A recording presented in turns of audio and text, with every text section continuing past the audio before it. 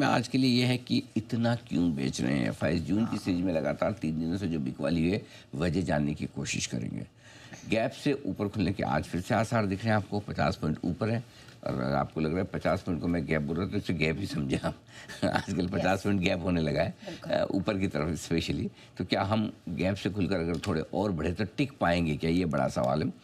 कौन सी इवेंट ऐसी है जो बाजार के लिए गेम चेंजर साबित हो सकती है, जिससे कि बाजार का मूड माहौल बदल सकता है। और मूड माहौल बदलने से मेरा मतलब यहाँ दोनों तरफ है, तेजी में भी और मंदी में भी। मूड माहौल दोनों तरफ बदलता है। ऐसा नहीं कि मूड माहौल बदलने का मतलब तेजी ही हो सकती है या मंदी हो सकती है, दोनों तरफ, ठीक है। और ढेर सारी ब्लॉक डील्स हो रही हैं, कल हुई, आज हो रही हैं। क्या इन ब्लॉक डील्स में कहीं कोई आपके लिए पैसा बनाने का चांस है? अगर है तो कहाँ? चलिए सर, ये हम थोड़ी कह सकते हैं सीरियस बातें करेंगे और बाजार को भी समझेंगे, लेकिन सर ये मस्क साहब ने क्या किया? मतलब जो पिछले 24 घंटों में बिफर रहे हैं, इतना गाली गलौज कर रहे हैं। अभी तो फेयरवेल पार्टी हुई थी उनकी। लेकिन और इसको आप जो कह रहे हैं इसमें मैं एक बात से डिफर करता हूँ कि इतनी जो हम सीरियस बातें कर रहे हैं उसके बीच में कम सीरियस बात, तो मैं कहूँगा अगर स्टेटमेंट ट्रम्प के हों तो वो कम सीरियस है, मस्क के हों तो सीरियस है। ये बात भी सही है। हाँ, मस्क को हम कम सीरियस। क्या हुआ है पहले ये समझिए। कल देर शाम अमेरिका के हिसाब से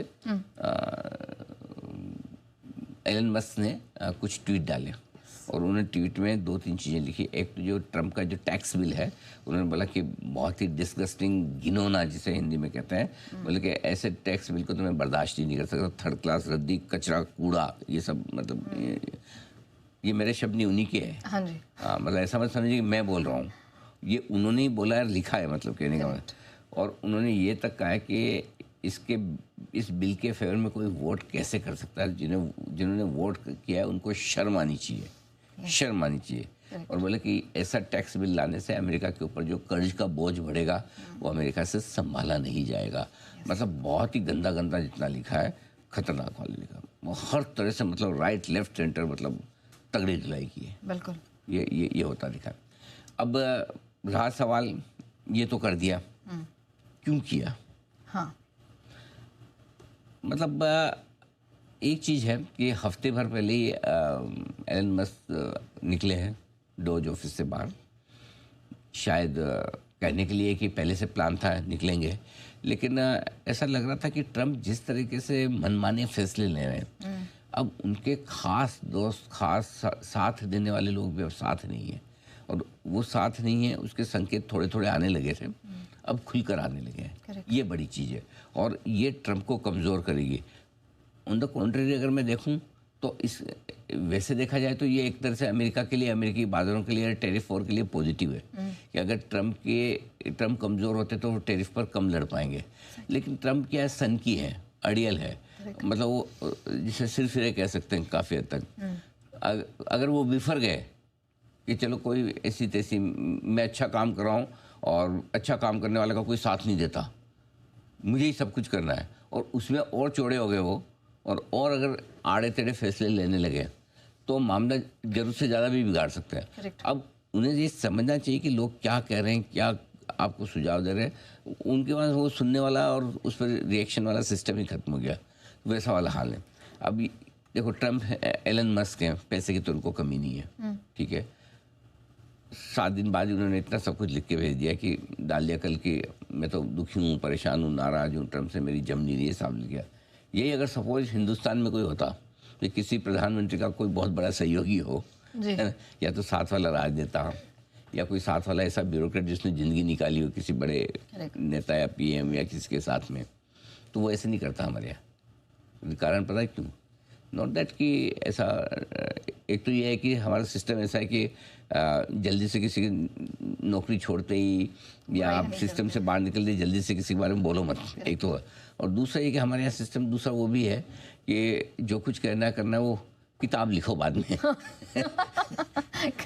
किताब में ऐसी बातें लिखोगे तो किताबें बिकेगी ज़्यादा, राइट। किताब, अब एलन मस्क को तो कौन सी पैसे, सालों दशकों बाद, हाँ 20 साल बाद, उस समय ऐसा होता था कि कोई प्रूव ना कर पाए, हाँ, अभी 7 दिन पहले ऐसा हुआ था, 7 दिन का तो शायद प्रूव भी हो जाए या बात भी हो जाए। इनफैक्ट अभी तो इनकी प्रेस कॉन्फ्रेंस हुई थी ट्रम्प साहब की, जहां कहा था it's a big beautiful bill. ये थे प्रेस कॉन्फ्रेंस में और तब इन्होंने कुछ नहीं कहा। अच्छा ठीक है, वो देखो वो उनकी चॉइस भी है।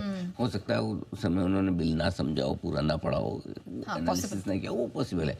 लेकिन अगर अब एलन मस्क साहब अपने विचार इसलिए तो दबा के नहीं रखेंगे कि मैं खाली जब मेरी बुक रिलीज होगी तब मैं मेरी बुक सनसनीखेज बन जाएगी।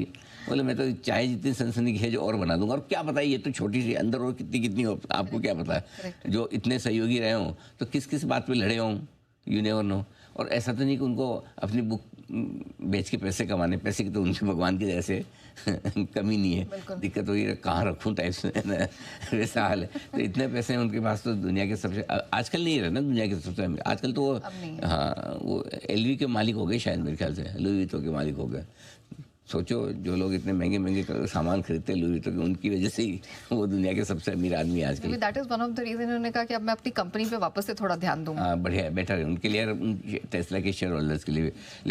लेकिन बात ये ऑन सीरियस नोट ये कि एलन मस्क का ये ट्वीट काम करेगा ऐसा मुझे लगता है। अच्छा हाँ, मतलब क्या होता है कभी कभी आप अपने विरोधियों की नहीं सुनते, लेकिन कभी आपके नज़दीकी के लोग अगर आपको बहुत स्ट्रांगली अगर इस तरह का रिएक्शन देते हैं तो उसके दो ही एक्शन हो सकते हैं। या तो आप बिल्कुल जो है ना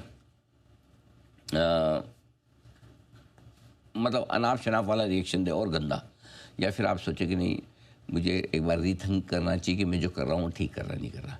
सो मेरे हिसाब से तो ज़्यादा संभावना है कि कमज़ोर पड़ते हुए ट्रंप अमेरिकी बातों के लिए दुनिया के लिए अच्छे हैं। और ये कमज़ोर पड़ने के संकेत अमेरिका के बहुत साफ साफ आ रहे हैं।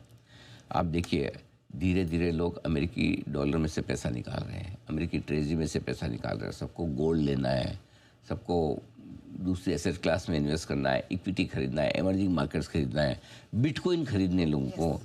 लेकिन अमेरिका के डॉलर नहीं खरीदने, अमेरिका की ट्रेजरी नहीं खरीदनी। और अमेरिका में जिस तरह से डेट बढ़ता जा रहा है, हो सकता है कोई बड़ी बात नहीं कि अगले 2-3 साल हम पूरी दुनिया भर की इकोनॉमी में ऐसा कुछ बड़ा बदलाव देखें, और वो बदलाव शायद होने में समय भी न लगे। हो सकता है कि अमेरिका का एक ऑल्टरनेट दुनिया ढूंढ रही है, और वो चीन हो सकता है। लेकिन प्रॉब्लम चीन की है कि चीन में डेमोक्रेसी नहीं है, चीन की करेंसी पूरी तरह से नियंत्रित है।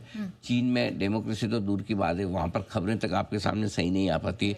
अगर चीन को हमेशा दुनिया डर की नज़र से देखता है कि इनका मौका पड़े तो सबको हड़प ले, वो जो इमेज बनी हुई, अगर वो इमेज नहीं होती तो अब तक चीन अमेरिका को रिप्लेस कर चुका होता। लेकिन एक सीरियस थ्रेट तो है, अगले 1-2 साल में समझ में आएगा कि दुनिया से अमेरिका की दादागिरी खत्म होने वाली। ये तो सबको लग रहा है कि होने वाली है, लेकिन what next, who is next, वो अभी तक पता नहीं। चलिए, तो इंटरनेशनल फ्रंट पे क्या कुछ हो रहा है, कैसे हो रहा है, इस पर तो हमने चर्चा कर ली, लेकिन